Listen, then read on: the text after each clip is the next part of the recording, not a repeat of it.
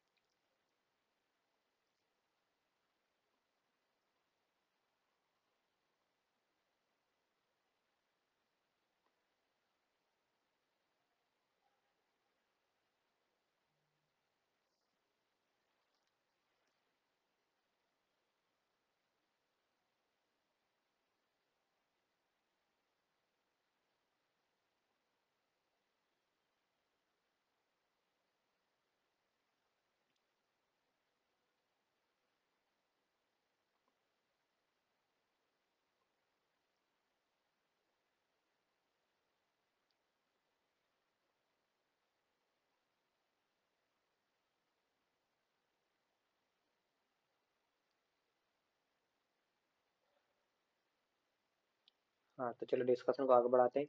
यहाँ पर मैं लिखता हूँ इसका नाम। ये है हमारा source code. Source code.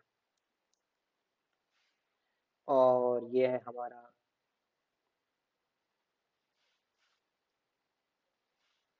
GC, जिसको मैं शॉर्ट में लिख देता हूँ यहाँ पर जावा कंपाइलर। और यहाँ पर हमारा जो बन गया, यहाँ पर वो बन गया हमारा बाइट कोड। और उसके बाद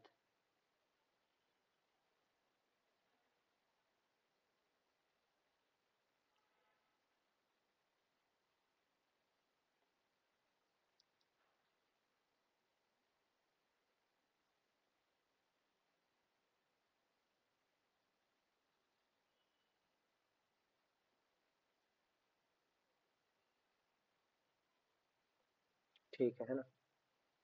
तो अब यहाँ पर लिखता हूँ बाइट कोड और यहाँ पर लिख लेते हैं हमारा विंडोज ऑपरेटिंग सिस्टम।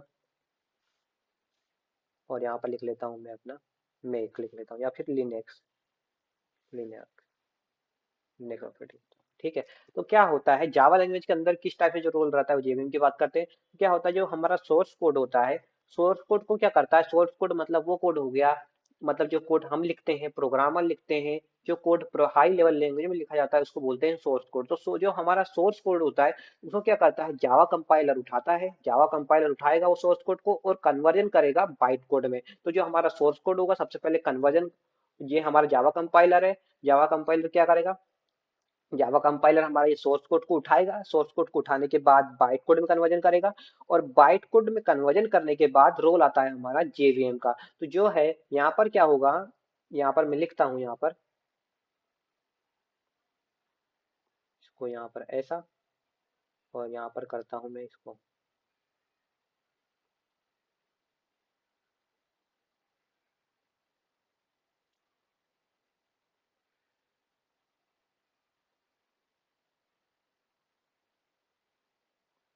ठीक है।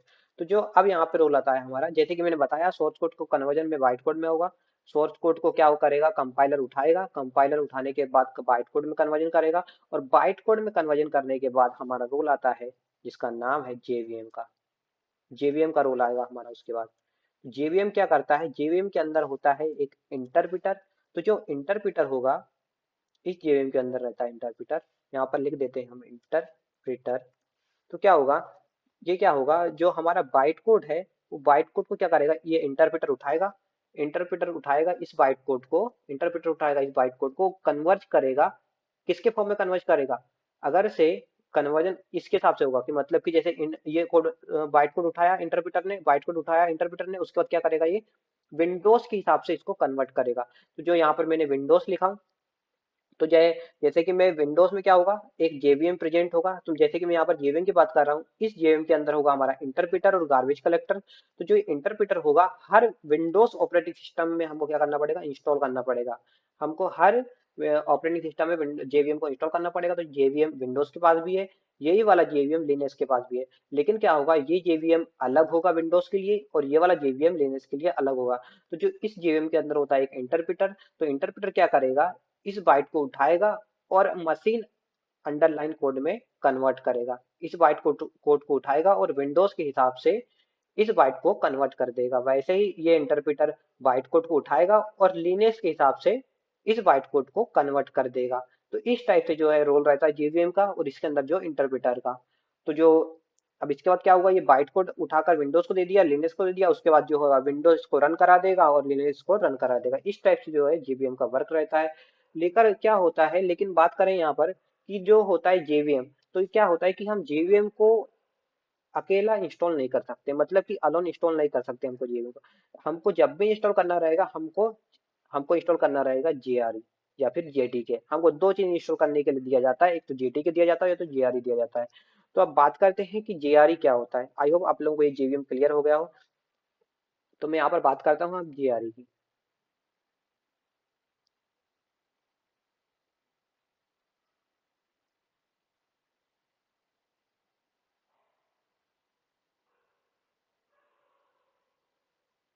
जेआरई की बात करते हैं।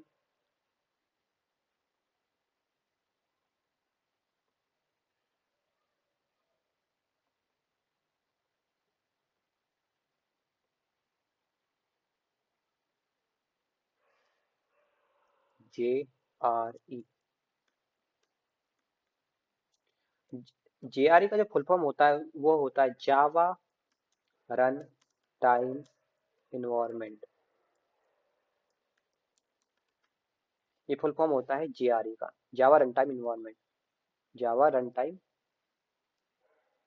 इन्वायरमेंट। ठीक है। तो इस जेआरई के अंदर क्या होता है, जेवीएम प्रेजेंट होता है। जेआरई के अंदर जो दो चीज प्रेजेंट होती है, जेआरई के अंदर दो चीज प्रेजेंट होती है, आपको बता दूं। और दो चीज होती है, वो होती है पहली हमारी JVM plus run time library. ठीक है। जेवीएम के अंदर दो दो चीज प्रेजेंट होती है, एक तो रन टाइम लाइब्रेरी। तो जेवीएम के अंदर क्या हो, जेआरई के अंदर क्या होता है, एक जेवीएम होगा, और जेवीएम के अंदर क्या होता है हमारा गार्बेज कलेक्टर और इंटरप्रीटर। तो हमको क्या करना पड़ता है, या तो जेआरई डाउनलोड करना पड़ेगा या तो जेटीके। तो जेटीके जेआरई के अंदर क्या होता है, जेवीएम होता है, जेवीएम होता है, वो रन टाइम लाइब्रेरी होती है जो हमारा रनिंग के लिए हमको यूज पड़ती है। जो लाइब्रेरी हमको रनिंग के लिए काम पड़े उनको बोलते हैं रन टाइम लाइब्रेरी। तो इस जेआरई के अंदर जेवीएम होगा और ये रन टाइम लाइब्रेरी होगी। और इस जेवीएम के अंदर बाइट कोड रहता है। तो जब भी हम जेआरई डाउनलोड करेंगे तो हमारे साथ जेवीएम आएगा और रन टाइम लाइब्रेरी आएगी। और कुछ बेसिक टूल्स और आते हैं इसके अंदर जेआरई के अंदर। लेकिन आपको जो इंपॉर्टेंट है, आपको इस चीज का ध्यान रखना है कि जेआरई के अंदर जेवीएम रहता है। ठीक है, अब बात करते हैं आगे की। तो अब मैंने जैसे कि बताया आपको, जेआरई क्या हो गया, जेवीएम के अंदर रहता है, और जेआरई का क्या काम रहता है, जेवीएम रहता है उसके अंदर। तो और कुछ रन टाइम लाइब्रेरी होती है, तो जेवीएम अपना काम रनिंग वाला करता है। और अगर से इसको आपको एक और चीज का ध्यान रखना है कि जब भी यूजर जो होगा हमारा, उसको जेआरई की जरूरत पड़ेगी, क्योंकि क्या होगा, यूजर के पास क्या जाएगा, बाइट कोड जाएगा, तो वो सिर्फ रनिंग का काम करेगा। जेवीएम हम क्या करेंगे, हम डेवलपर है तो हमको जेडीके की जरूरत पड़ेगी, और जो यूजर होगा उसको जरूरत पड़ेगी जेआरई की। जेआरई की इसलिए जरूरत पड़ेगी क्योंकि उसमें क्या होता है, जेवीएम होता है। जेवीएम ही हमारा क्या करता है, बाइट कोड से कन्वर्ट करने का काम करता है। बाइट कोड से कन्वर्ट करने का काम करता है मशीन अंडरलाइन कोड में। इसलिए हमको क्या करना पड़ेगा, हमारे प्रोग्राम में जब भी, मतलब कि जब भी यूजर होगा, उसको बाइट कोड से कन्वर्जन कराने के लिए, मशीन अंडरस्टेबल फॉर्म में कन्वर्ट कराने के लिए जीआरई की जरूरत पड़ेगी, क्योंकि जीआरई के अंदर ही हमारा जेवीएम रहता है।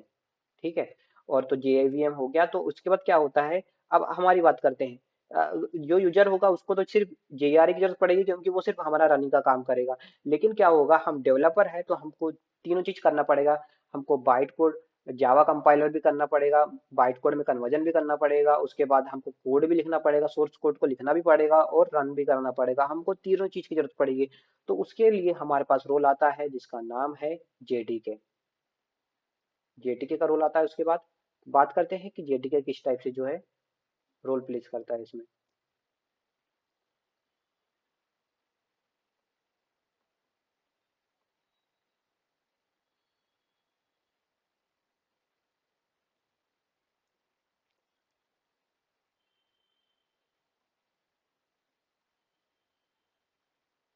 तो यहाँ हम जेडीके लिख लेते हैं, और जेडीके का फुल फॉर्म होता है जावा डेवलपमेंट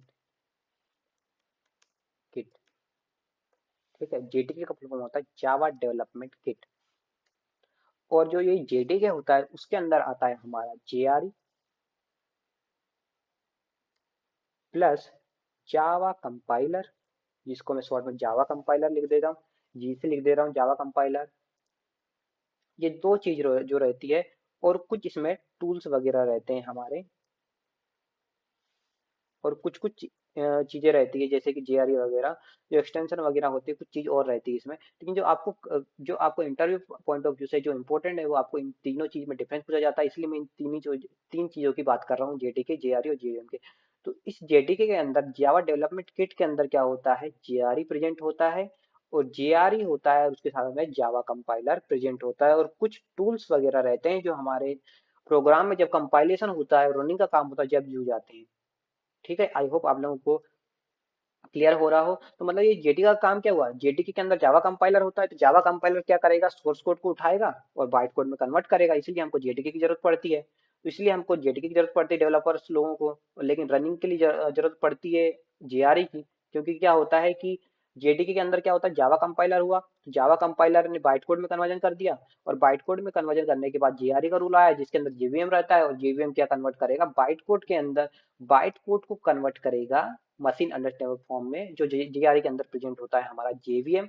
इसलिए हमको जीआरई की भी जरूरत पड़ती है। इसलिए हमको इस कंप्लीट सेटअप की जरूरत पड़ती है जेडीके की, क्योंकि हमको हमारा प्रोग्राम कंपाइलेशन भी कराना है, रनिंग भी कराना है, और प्रोग्राम को डेवलप भी करना है। आई होप आप लोगों को ये तीनों चीज क्लियर हो गई हो। फिर भी आपको कुछ भी डाउट रहता है तो आप नीचे कमेंट करके जरूर पूछिए। Thank you guys.